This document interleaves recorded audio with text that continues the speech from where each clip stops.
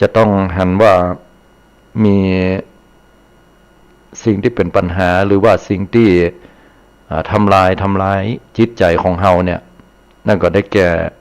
อาสวะคือกิเลสต่างๆเนาะปัญหาที่ลุมเร้าเข้ามาก็ล้วนแล้วแต่เกิดจากการที่จิตใจของเฮานั่นมันไม่ได้มีความตั้งมั่นหรือว่าความตั้งมั่นมีน้อยไปเฮาบ่สามารถที่จะต้านทานหรือรองรับต่อสิ่งที่เกิดขึ้นปัญหาอุปสรรคต่างๆเกิดขึ้นก็เป็นเหตุทำให้จิตใจละวุ่นละวือบ่ค่อยสบายใจอันเกิดจากอำนาจของโทสะคืออารมณ์ที่เฮาบ่ชอบยกตัวอย่างเช่นว่ามีปัญหาอุปสรรคด้านหนี้สินเข้ามาแล้วก็เฮาบ่สบายใจนะเพราะว่าเฮาต้องใจายหนี้เปิ้น หรือปัญหาอุปสรรคอื่นที่ทำให้เฮานั้นต้องท้อถอยเพราะว่าเป็นอำนาจของโทสะเป็นอำนาจของตัณหาที่ฮ้องว่าวิภวตัณหาคือความอยากจะพ้นไปเหียนะบ่อยากจะอยู่ในสภาวะเหล่านี้บ่อยากจะให้มันเกิด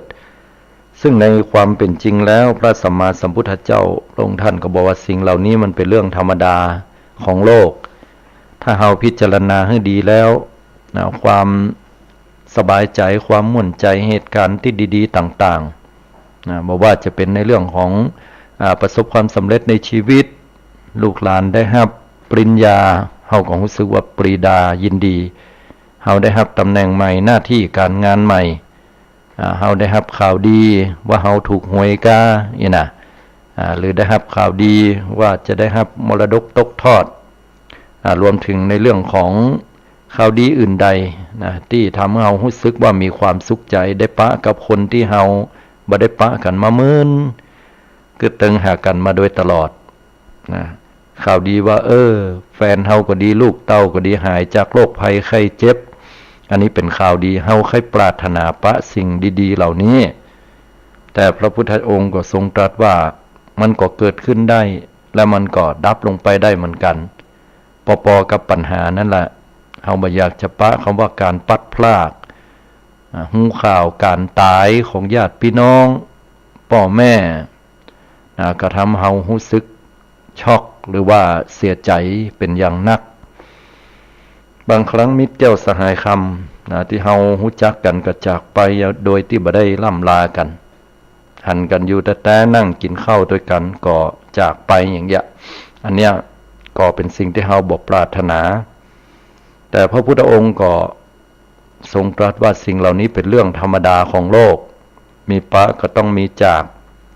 มีขาวก็ต้องมีดำนั่นเป็นเรื่องปกตินะเฮาพิจารณาอย่างนี้แม้ว่าปัญหาบางครั้งเนี่ยมันเข้ามาในชีวิตของคนเฮาเนี่ยมันยากในการที่เขาจะก้าวต่อไปหันซ้ายแลขวาพอแล้วว่าไผจะช่วยเฮาได้ไผพ้องที่จะยิบยื่นมือมาช่วยเฮาอย่างน้อยที่สุดก็มาให้กำลังใจเฮาเนี่ยมันหาได้ยากแต่เมื่อใดก็ตามที่มีไผสักคนหรือเหตุการณ์สักอย่างหนึ่งอย่างเฮานั้นจะต้องได้ผ่านสิ่งที่มันเป็นอุปสรรคปัญหาไปเฮาก็รู้สึกว่าดีใจเฮาจะขอบคุณเฮาจะดีใจกับคนที่ยื่นมือเข้ามาช่วยเฮาอย่างเนี้ยเป็นต้นทีเนี้ยพระสัมมาสัมพุทธเจ้าเปิ้นก็ตรัสสอนให้หมู่เฮาว่าเฮาจะต้องตั้งอยู่ด้วยตัวของเฮาก่อนเป็นอันดับแรกคือหมายความว่าเสาหลักของเฮาเนี่ยต้องปักลงไปให้แน่นที่สุดนะเหมือนอุปมาเปรียบเทียบเหมือนเสาหลักที่อยู่ใกล้ชายเลนใกล้น้ำเวลาน้ำทะเลมขึ้นมาเนี่ยถ้าเสาหลักเขาปักบ่ดีอาจจะโดนคลื่นเนี่ยกระทบแล้วก็ล้มลงได้ฉะนั้นแล้ว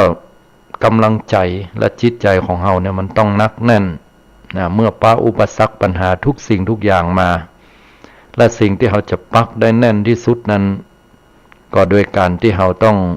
มีธรรมประจำใจคือธรรมของพระสัมมาสัมพุทธเจ้าพระองค์ท่านหลายคนหลายท่านเมื่อมีปัญหาในชีวิตก็หันหน้าเข้าหาพระธรรมคือคำสั่งสอนของพระสัมมาสัมพุทธเจ้าเป็นโอสถชั้นเอก สบายมาเดียวเนี่ยศรัทธาญาติโยมเฮาก็เสาะฟังได้ง่ายๆจะฟังครูบาอาจารย์ตนใดฟังทางวิทยุก็ดีจะฟังทาง YouTube Channel ช่องทางของ YouTube ช่องทางของ TikTok ช่องทางสื่อต่างๆเนี่ยเฮาฟังได้หมดฟังพอว่าเพิ่นสอนอย่างใดก็ได้กำลังใจเรื่องอะไรยังเนี่ยเลือกได้หมดศรัทธาญาติโยมใจซื้อให้เป็นประโยชน์เมื่อ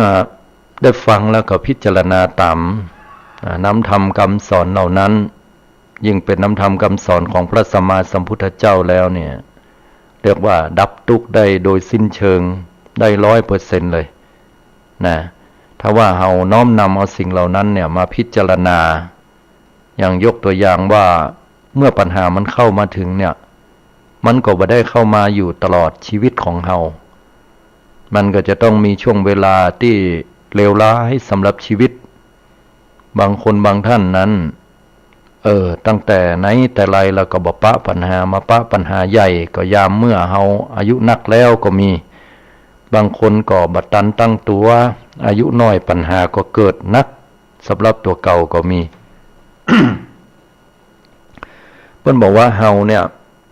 ก็จะต้องยอมรับแล้วก็พิจารณาแล้วก็เรียนรู้กับมันแล้วก้าวพร้อมที่จะก้าวต่อไปนะว่าปัญหาอุปสรรคที่มันเกิดขึ้นสำหรับเฮาเนี่ยสักวันมันก็จะต้องผ่านไปได้ด้วยดีเพราะว่ามันบ่มีอย่างที่จะคงทนถาวรอยู่ตลอดไปนะแล้วก็การสร้างกำลังใจที่ดีที่สุดหรือว่าครูที่ดีที่สุดเนี่ยนะถ้าเวลาเฮาพอไปยังลูกหลานต่านเต้าของเฮาก็ดีเฮาให้เขามีภูมิต้านทานที่ดีเนี่ยถ้าเฮายกตัวอย่างกันง่ายๆอย่างว่าลูกหลานของเฮาเวลาเขาตัวน้อยแล้วเฮาจะฝึกเขาให้เป็นคนที่มีความแข็งแกร่งบ่ใช่การที่เฮาจะไปโอบอุ้มเขาแต่อย่างเดียวใจได้บางช่วงบางโอกาสญาติโยมทั้งหลายแต่ถ้ากรณียกตัวอย่างเช่นว่าลูกของเฮาหรือหลานของเฮาเนี่ยจะปะปัญหาสักอย่างหนึ่งเฮาต้องให้เขาปะกับความทุกข์เหล่านั้นเหี่ยพ้องตามสมควรแก่ฐานะหรือว่าตามสมควรแก่อายุวัยของเขานะให้เขาได้เรียนรู้ในสิ่งเหล่านั้นว่าความบ่สมหวังมันคืออันหยังได้เรียนรู้คำว่าความทุกข์มันคืออันใดเขาจะได้มีภูมิต้านทานที่จิตใจของเขาเองบางครั้งเฮาเนี่ยมีความห่วงใยและฮักลูกหลานของเฮาบางครั้งก็ด้วยความฮักที่เกิดขึ้นล้ำไปก็ทำให้ละอ่อนนั้นเหมือนไข่ในหินหรือว่าเปรียบไปก็เหมือนตัวอ่อนที่บ่ยอมที่จะออกมาจากเปลือกไข่เปรียบเทียบไปยกตัวอย่างแหมอย่างหนึ่งก็คือเหมือนกับละอ่อนที่เฮาจะให้เขาได้เรียนรู้ถึงความทุกข์ว่าเป็นอย่างใดนะยกตัวอย่างว่าบางครั้งละอ่อนได้รับการบ้านมาจากครูบาอาจารย์ให้มาทำแต่พอดีละอ่อนนี่มันบ่ได้เนี่ยเนื่องจากว่าวัยของเขาเนี่ยมันก็เป็นวัยซุกซนวัยม่วนแล้วก็เล่นอย่างเดียวกินแล้วก็เล่นนอนเหี่ยบ่ยอมทำการบ้านเอาจะตกวันพุธเนี่ยจะต้องเอาการบ้านไปส่งครูแล้วก็ต้องไปเมื่อเจ้าตัวเฮาด้วยความที่เป็นพ่อแม่ความที่เฮาเป็นปู่ย่าตายายคนเฒ่าเฮาก็อินดูละอ่อนเนาะเฮาก็เอาการบ้านนำมาทำให้ลูกเนี่ยวันพุธลูกจะได้มีการบ้านไปส่งครูทำอย่างนี้บ่อยครั้งเนี่ยละอ่อนจะได้รับการปกป้องจากผู้ปกครองซึ่งเป็นสิ่งที่ฟังดูแล้วเหมือนว่าจะดีแต่ถ้าเฮาพอแห่งแง่นึงก็คือเฮาลองปล่อยให้ละอ่อนเนี่ยบ่ได้ทำการบ้านหรือว่าเขาทำบ่ได้ก็แล้วแต่และให้เขาได้รับรู้ความวิตกกังวลเหี่ยพ้องว่าโอ้การที่เฮาบ่ได้ทำการบ้านหรือจะด้วยความที่ตัวเก่าลืมไปก็แล้วแต่อย่างอาตมาก็เคยมีตอนเป็นละอ่อนเนี่ยเพิ่นให้การบ้านตั้งแต่วันศุกร์แต่เนื่องจากว่าเฮาเป็นละอ่อนแล้วก็เมื่อเฮาเป็นละอ่อนแล้วเฮาก็หนัวก็เล่นเนาะวันเสาร์เฮาก็บ่สนใจหยังละปั่นรถถีบไป ปียกงเหี่ยวแมงเฮาก็ไปเล่นไปแอวตามวัยของเฮานะตกแห่งวันติดก็บ่ได้กึดหยังตกเมื่อแรงก็บ่กึดหยังตกเมื่อค่ำเมื่อคืนเมื่อเจ้าจะไปโรงเรียนพ่อแม่บอกว่าต้องไปโรงเรียนเนี่ยพ่อโทษจำได้ละว่าต้องเอาการบ้านนี่ไปส่งครูโอ้เพิ่นฮือมาจัดหนักเนี่ยสะดุ้งเลยบ่ฮู้จะแยะอย่างใดก็นั่งเขียนอย่างเดียวถูกบ่ฮู้ไอ้นะแล้วก็แม่ก็บ่สามารถจะทำให้ได้โดยเพราะว่างานเพิ่นก็มีอีกอย่างที่สำคัญไปกว่านั้นแม่เพิ่นก็บ่ฮู้หนังสือเนาะคนสมัยก่อนน่ะไผช่วยไผบ่ได้ล่ะกับเนี่ยเฮาก็ต้องทำด้วยตัวของเฮาคนเดียวพอไปโรงเรียนก็ยังบ่แล้วแต่เข้าโรงเรียนถึงเวลาของครูเพิ่นเข้ามาโรงเรียนก็ยังนั่งเขียนครูก็เลยถามว่านั่งเขียนอะไรหยังเขาบอกการบ้านครับก็เลยโดนทำโทษ ตั้งหันมาก็เลยได้ฮู้นะว่าโอ้ยความวิตกกังวลเนี่ยมันนักเพียงไหนการที่เฮากลัวครูเพิ่นจะต้องเอาไม้แส้เขียนสมัยก่อนเพิ่นเขียนแต่ละกลัวครูทำโทษอย่างก็แล้วแต่เนี่ยมันเป็นความวิตกกังวลเล็กๆน้อยๆเมื่อเฮาเป็นคนใหญ่แล้วเฮาพิจารณาหันอย่างเอี้ยแต่ถ้าเป็นละอ่อนเนี่ยมันเป็นความกังวลใจของเขาที่นักเขาจะรู้สึกกลัวรู้สึกว่าเฮาบ่ได้ยะสิ่งเหล่านี้ไปแล้วจะถูกทำโทษจากครูบาอาจารย์มันก็จะเป็นสิ่งที่สอนนะฮะเป็นสิ่งที่สอนให้ลูกหลานของเฮาเนี่ยได้เรียนรู้ว่าการที่เฮาลืมก็ดีต่อไปเฮาจะได้บ่ลืมละนะเฮาขี้ค้านเนี่ยการบ้านก็ดีมันต่อไปเนี่ยเฮาก็จะต้องขยันทำละทำบ่อย่างนั้นเฮาจะถูกทำโทษนะความวิตกกังวลเหล่านี้เป็นครูสอนที่ดีสร้างภูมิต้านทานอุปมาเหมือนกับการที่เฮาได้รับวัคซีนป้องกันโรคเมื่อเฮารับวัคซีนจากหมอฉีดยาเข้าไปแน่นอนว่าวัคซีนนั้นจะทำปฏิกิริยาต่อร่างกาย1ก็อาจจะทำให้เฮานั้นบ่สบายเป็นไข้2เจ็บเมื่อยปวดตามร่างกาย3ก็ทำให้เฮานั้นรู้สึกว่ามีอาการที่บ่ดีบ่พึงประสงค์อย่างอื่นแต่ว่าเมื่อเวลาผ่านไปสักระยะ3วัน5วันบ่เกินนี้ก็ร่างกายปรับสู่สภาพปกติหายเมื่อยหายไข้ก็แข็งแรงและทีเนี้ยภูมิต้านทานเหล่านี้มันจะเป็นพื้นฐานพัฒนาให้เฮาเนี่ยไปปะเชื้อโรคต่างๆแล้วก็เฮาบ่เจ็บบ่ไข้แล้วต่อให้เป็นก็เป็นบ่นักหนาป้าป้านอันใดข้อนี้ฉันใดการที่คนเฮาได้ปะกับอุปสรรคปัญหาตั้งแต่น้อยๆลูกหลานเฮาถ้าเฮาฮักเขาเฮาก็จะฝึกให้เขาได้ปะคำว่าผิดหวังให้พ้องความผิดหวังเนี่ยมันเป็นครูชั้นยอดเป็นครูที่ดีที่สุดกว่ากำอู้กำสอนของเฮาถ้ายิ่งเป็นสมัยบัดเดียวละอ่อนมันบ่ค่อยฟังเวลาเฮาไปว่าไปอู้ให้เขาฟังเนี่ยเขามักรำคาญเขาจะสนใจกับมือถือเต๊กอยู่หั่นน่ะบางเตื้อเฮาเขให้เขาละมือถือเขายังบ่ค่อยชอบด้วยซ้ำไปให้เขาได้รู้จักคำว่าบ่สมหวังหรือว่าขีดจำกัดความสามารถหรือว่ากฎระเบียบอันเป็นเหตุทำให้เขาได้รู้จักกฎระเบียบของสังคมพ่องอันนี้ก็สำคัญเหมือนกันญาติโยมทั้งหลายยกตัวอย่างเช่นว่ามือถืออย่างเงี้ยอยู่กับมันมึนๆบ่ดีแน่นะฮะตอนเฮาจะบอกว่าบ่อยู่กับมันเลยเนี่ยลูกหลานตันเต้าก็บ่ตันโลกก็แม่นแต่เฮาต้องจำกัดเฮาต้องกำหนดกฎเกณฑ์ช่วงเวลาให้กับเขาแล้วก็ทำข้อตกลงกันไว้ก่อนถึงสองฝ่ายคือถึงละอ่อนแล้วก็ตัวเฮาตัวนะว่าเฮาจะให้เขาได้เล่นมือถือในช่วงเวลาไหนช่วงเวลาไหนต้องทำการบ้านช่วงเวลาไหนต้องกินข้าวช่วงเวลาไหนต้องออกไปเล่นเหี่ยวพ่องช่วงเวลาไหนต้องรับต้องนอนบ่แจ้ก็อยู่ก้ามือถืออย่างเดียวแล้วเฮาบอกว่าเฮาฮักลูกฮักหลานอันนี้เป็นการฮักลูกหลานที่บ่ค่อยจะถูกสักเท่าใดเพราะว่ามือถือจะทำลาย1สมอง2ดวงตาสายตาก็จะสั้นหรือมีปัญหาเกิดขึ้น3คือความแข็งแรงทางสังคมก็จะบ่รู้จักคนรอบข้างแล้วก็รวมถึงปัญหา4ความสัมพันธ์ในครอบครัว5ที่สำคัญคือจิตใจละอ่อนเนี่ยมันจะบ่มีคำว่ารู้จักผิดหวังละอ่อนจะรู้จักคำว่า ชนะอย่างเดียวหรือว่าแพ้เปิ้นอย่างเดียวก็เพราะมันอยู่กับมือถือแล้วมันเล่นเกมมันจะเอาแพ้ให้กูอย่างเมื่อมือถือบ่มีก็จะดิ้นควาด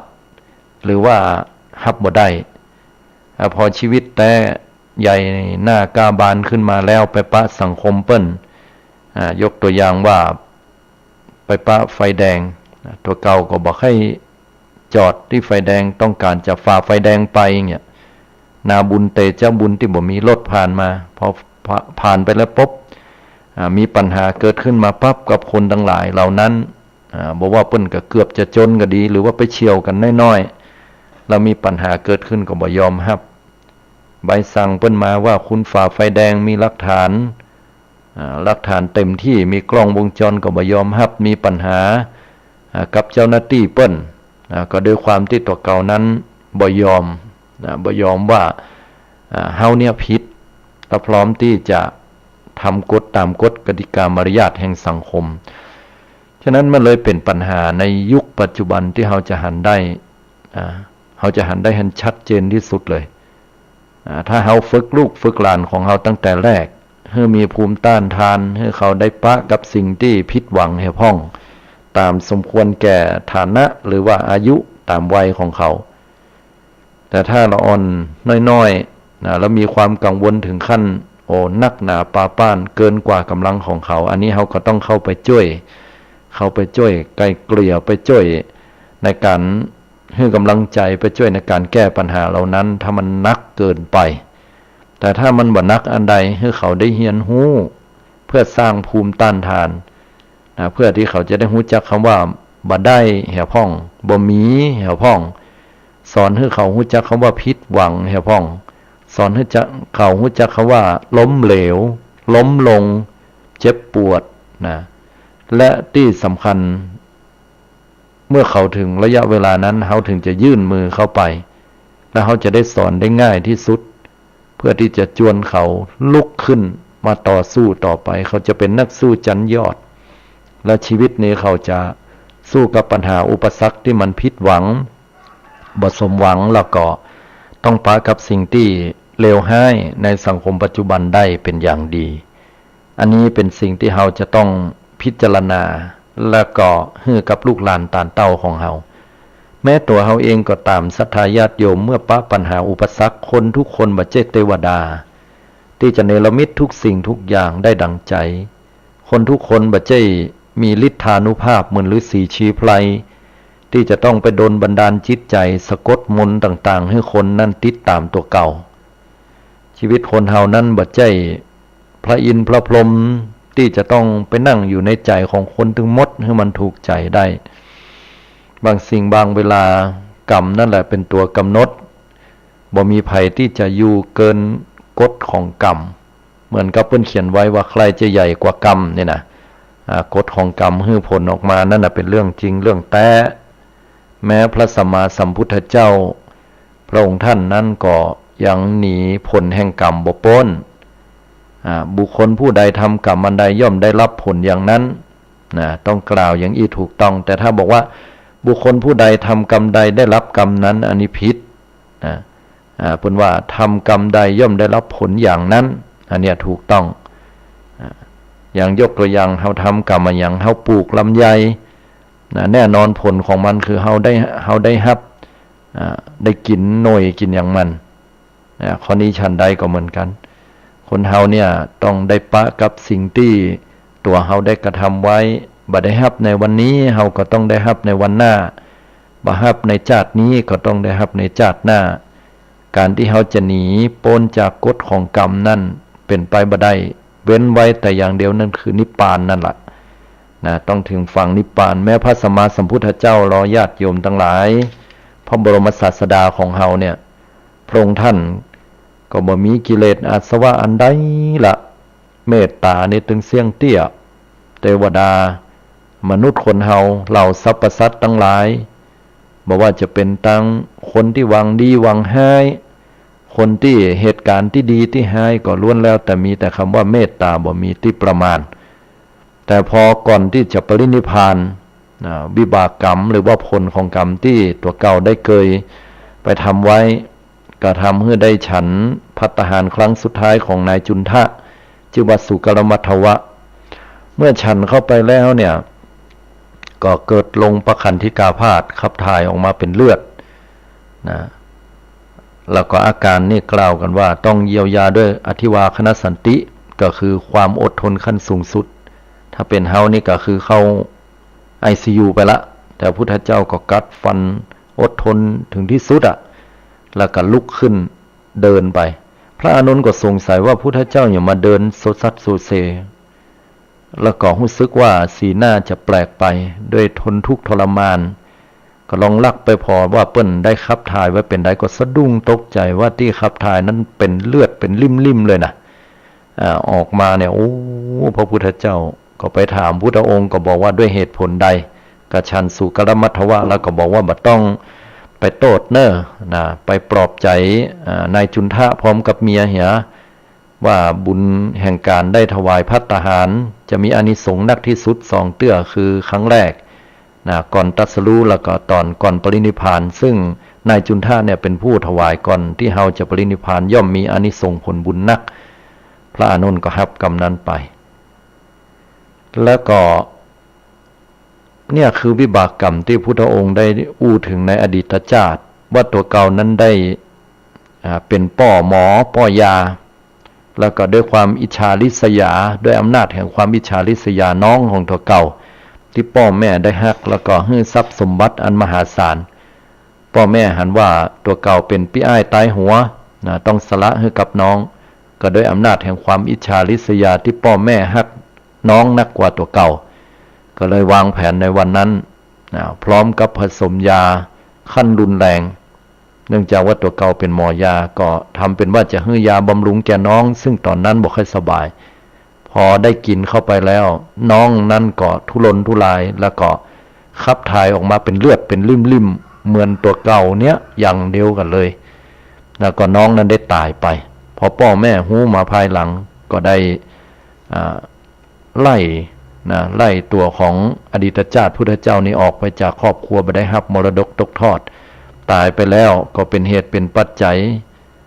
ให้กับอดีตชาติพุทธเจ้าตอนนั้นไปตกมรณะ6 นาทีเป็นเวลา10,000กว่าจะได้ปิกปอกขึ้นมาแล้ววิบากกรรมเศษกรรมเหล่านั้นเนี่ย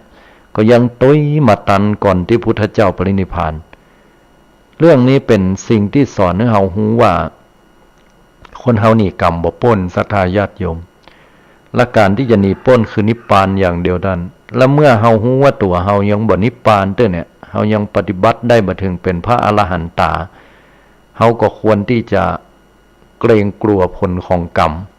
และขณะเดียวกัน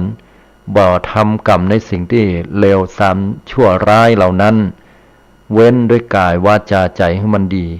ตลอดจนถึงว่าสิ่งใดก็ตามที่เกิดขึ้นกับปัจจุบันของเฮาเนี่ยมันเป็นผลกรรมที่เกิดขึ้นในอดีตแล้วเฮาก็ยอมรับในสิ่งเหล่านั้นถึงสิ่งที่สมหวังตัวบ่สมหวังตัวถูกใจตัวบ่ถูกใจตัวสิ่งที่ดีงามเข้ามาตัวสิ่งที่บ่ดีงามเข้ามาก็มีสิ่งที่ทำให้เฮานั้นจะต้องมีความทุกข์อกทุกข์ใจ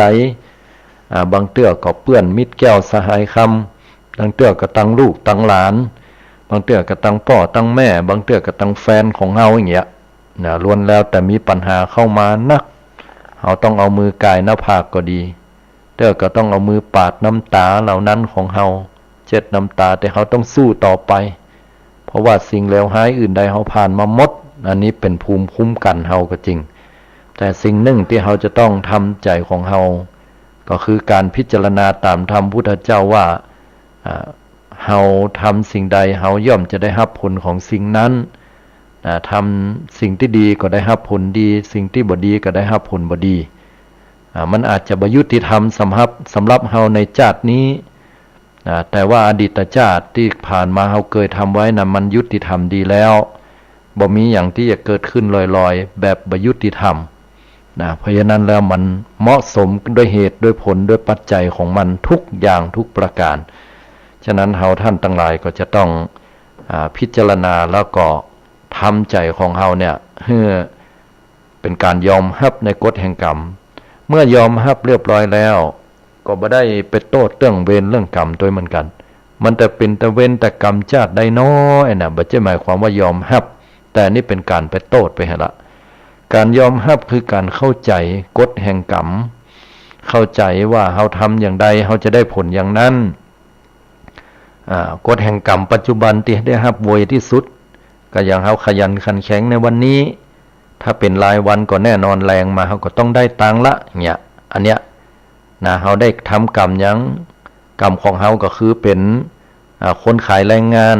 เนาะไปช่วยเปิ้นวันหนึ่งเปิ้นจ้างเฮาอยู่350เฮาก็ไปช่วยเปิ้นตัดกิ่งลำไยพ่อง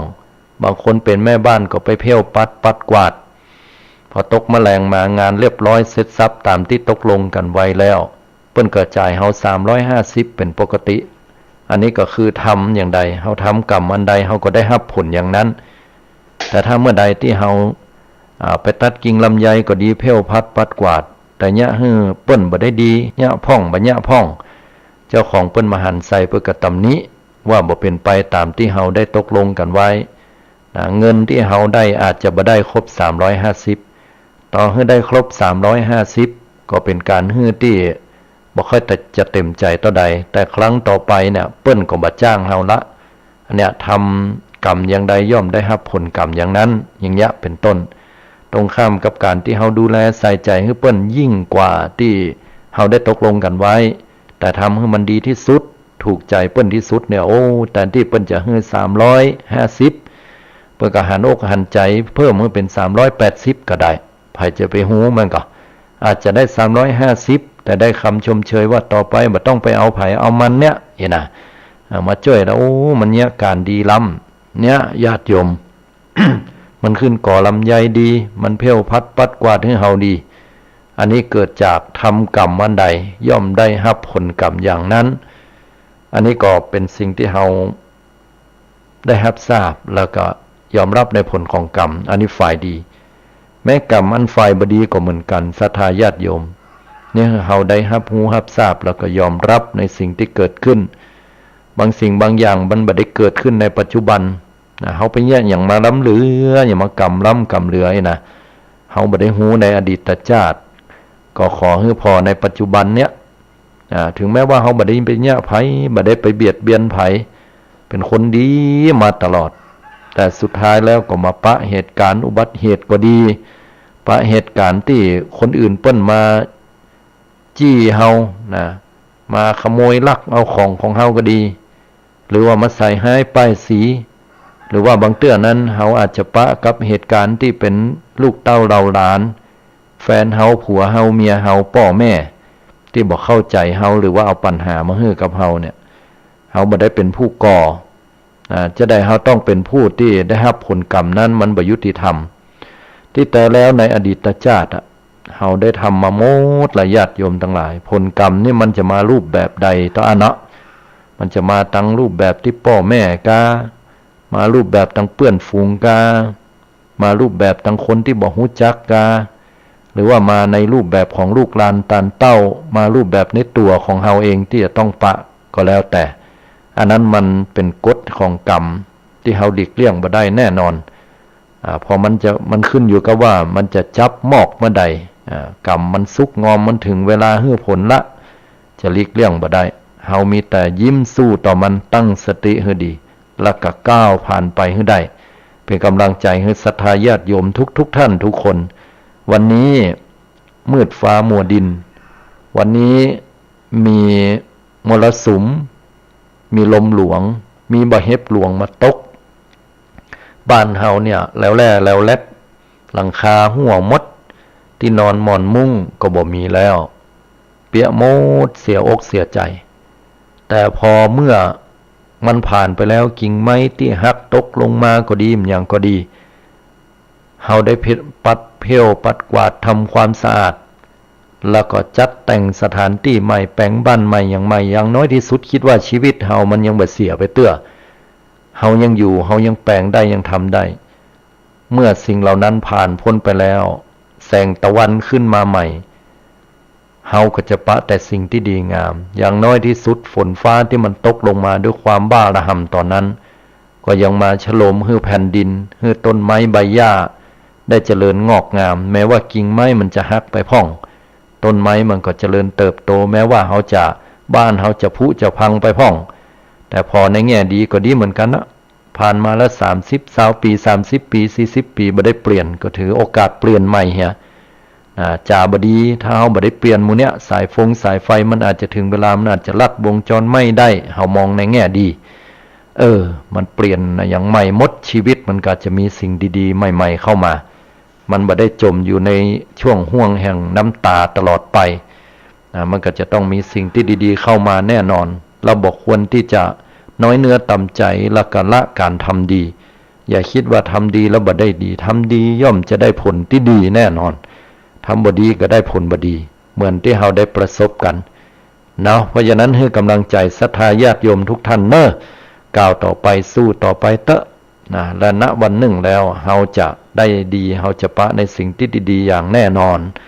นะให้กำลังใจศรัทธาสาธุชนที่ปะกับปัญหาอุปสรรคชีวิตที่เข้ามาตอนนี้อย่างถาโถมที่สุดบอกว่านักบอกว่าน้อยเนาะ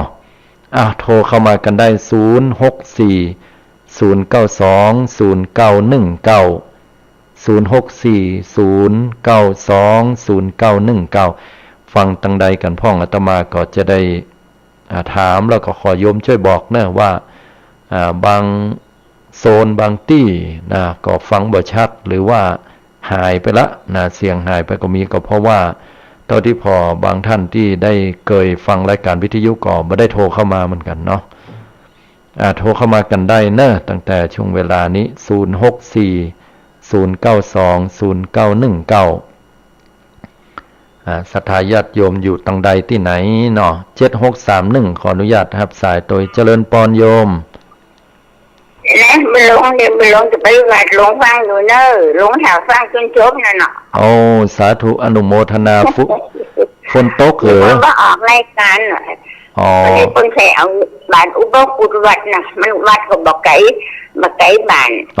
ไปใส่บาตรอุปคุตกะจำลังกว่าถึงอุตสาไปเนาะไปใส่บาตรมากะเจ้าอนุโมทนาจะมีหมอควันกับมินนะขออันท่านพระครู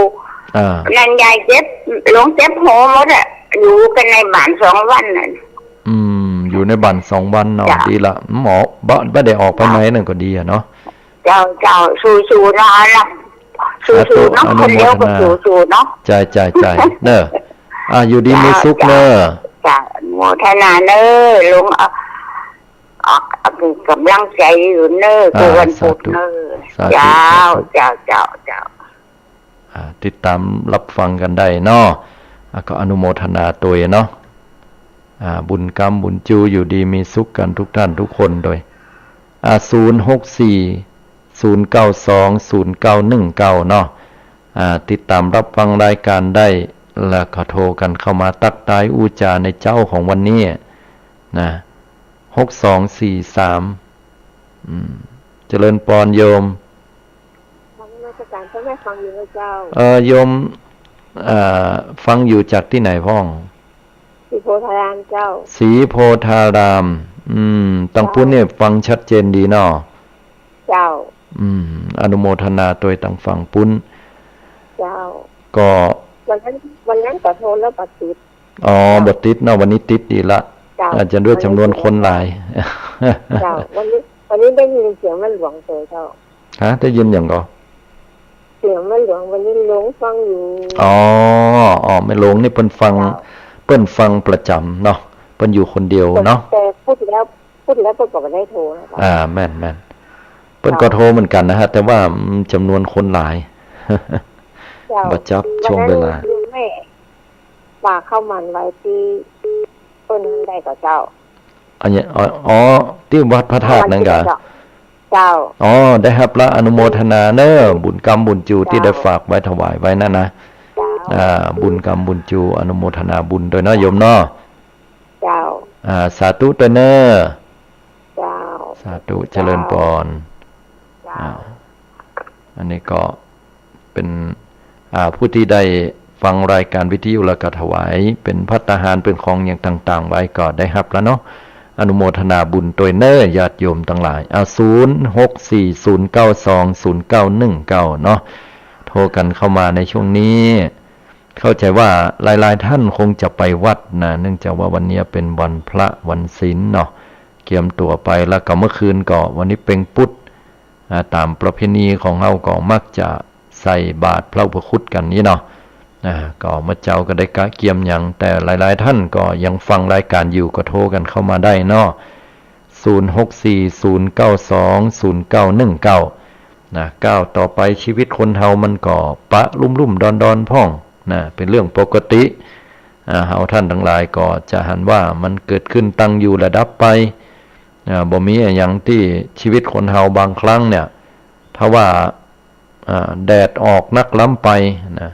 แดดออกโดยตลอดที่บ่มีฝนนะบอกว่าจะเป็นฤดูใดก็แล้วแต่365วัน1ปีนะมีก้าหน้าฮ้อนมีก้าแดดอย่างเดียวนะมันก็บ่สามารถที่จะ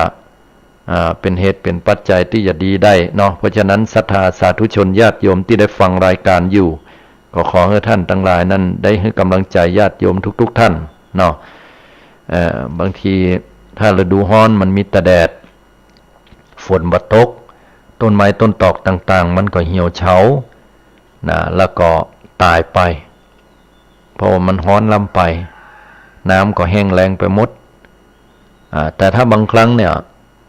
ฝนตกนักล้ำไปตลอดทั้งปีมีก็ฝนอย่างเดียวมีก็บดบ่มีแดดนะต้นข้าวกล้าหรือต้นไม้ต้นตอกก็จะต้องเหี่ยวต้องเฉาต้องตายไปแน่นอนเลยนะเพราะว่าบ่สามารถทนจากน้ำที่มันมีปริมาณนักเกินไปนะอันนี้ก็เหมือนกับชีวิตคนเฮาเนี่ยนะ